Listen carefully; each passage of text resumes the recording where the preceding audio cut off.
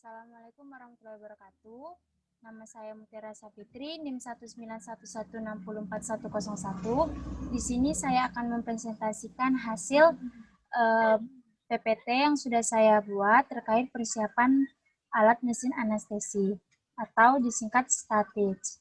Yang pertama kita lihat STATIJ. STATIJ itu S-nya adalah scope, T-nya adalah tube, A-nya adalah airway, T-nya tape atau plaster, yang I-nya introducer, C konektor, yang S-nya section.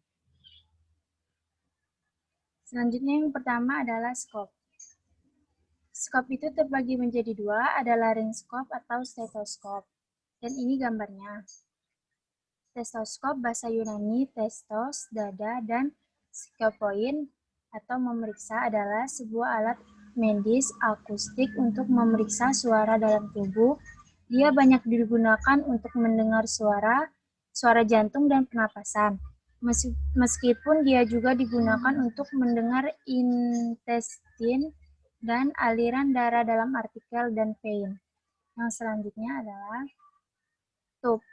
Tube terbagi menjadi dua, yaitu ada ETT dan ada LMA. Yang pertama ETT. ETT adalah endotracheal tube atau disingkat ETT adalah alat yang digunakan di dunia medis untuk menjamin saluran napas tetap bebas. ETT banyak digunakan oleh dokter dengan spesialis anestesi dalam membius dan operasi. ETT dimasukkan ke dalam trakea pasien untuk memastikan tidak tertutupnya trakea sebagai saluran pernapasan dan udara pernapasan dapat masuk ke dalam paru-paru. ETT adalah alat yang paling terpercaya dalam menjamin saluran napas tetap bebas. Yang kedua adalah LMA. LMA adalah suatu alat bantu jalan napas yang ditempatkan di hipofaring berupa balon yang jika dikembangkan akan membuat daerah sekitar laring tersekat sehingga memudahkan ventilasi spontan maupun ventilasi tekanan positif tanpa penetrasi ke laring atau esofagus. Yang selanjutnya adalah airway. Airway terbagi menjadi tiga. Yang pertama ada OPA atau orofaringeal. Orofaringeal atau OPA adalah perangkat medis yang disebut tambahan jalan nafas yang digunakan untuk memelihara atau membuka jalan nafas pasien. Ini dilakukan dengan mencegah lidah menutupi epiglotis yang dapat mencegah orang tersebut bernafas. Ketika seseorang menjadi tidak sadar, otot-otot di rahang mereka mengendur dan memungkinkan lidah menghalangi jalan nafas. Selanjutnya adalah NPA atau nasopharyngeal airway. Pemasangan nasopharyngeal airway atau NPA seperti oral pharyngeal airwall. Alat ini termasuk airway ejection namun dipasang melalui lubang hidung pasien.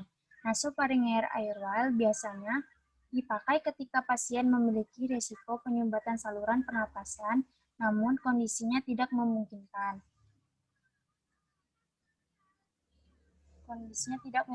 Pemasangan oropharyngeal airway. Yang selanjutnya adalah ambu bag. Ambu manual ventilator ambu bag merupakan alat bantu pernapasan yang terdiri dari bag yang berfungsi untuk memompa oksigen udara bebas. Pipa berkatup dan masker yang menutupi mulut dan hidung.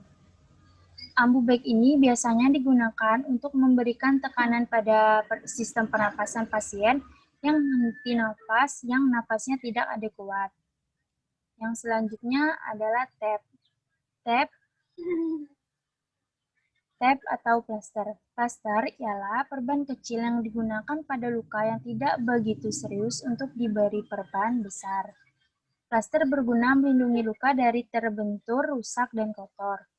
Yang selanjutnya adalah inducer, stile, atau forceps magil. Digunakan untuk mengatur kelengkungan pipa endotracheal sebagai alat bantu saat insersi pipa. Forceps intubasi atau magil digunakan untuk memanipulasi pipa endotrakeal nasal atau pipa nasogestrik melalui ofaring. Yang selanjutnya, konektor. Konektor atau hubungan antara mesin respirasi atau anestesi dengan sungkup muka, serta penghubung-penghubung yang lain. Yang terakhir adalah suction. Suction atau penghisap merupakan tindakan untuk mempertahankan jalan napas sehingga memungkinkan terjadinya proses pertukaran gas yang adekuat dengan cara mengeluarkan sekret pada klien yang tidak mampu mengeluarkan sendiri. Itulah hasil presentasi saya terkait persiapan alat anestesi. Jika ada salah, mohon maaf. Wassalamualaikum warahmatullahi wabarakatuh.